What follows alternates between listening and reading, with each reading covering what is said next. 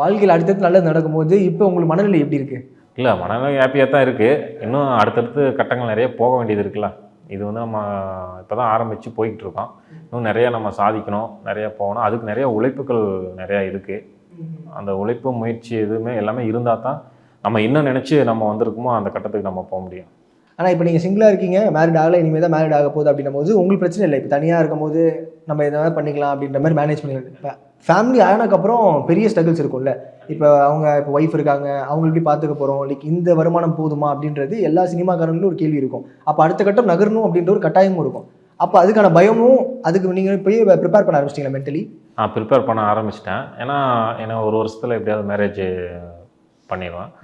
அதுக்கு வரவங்க நம்ம நல்லா பார்த்துக்கணும் இல்லையா? அதுக்கு அத்தியாவசியமே பணம் தானே. பணம் இருந்தால் மட்டும்தான் எல்லாமே சந்தோஷமாக இருக்க முடியும். அப்படின்னா அந்த பண தேவைக்காக இப்போ வந்து ஒரு பிளான் பண்ணி போயிட்டுருக்கேன்.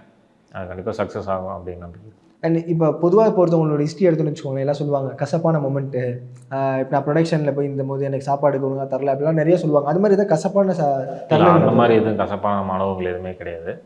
அது ஸ்மூத்தாக போயிட்டுருக்கோம்.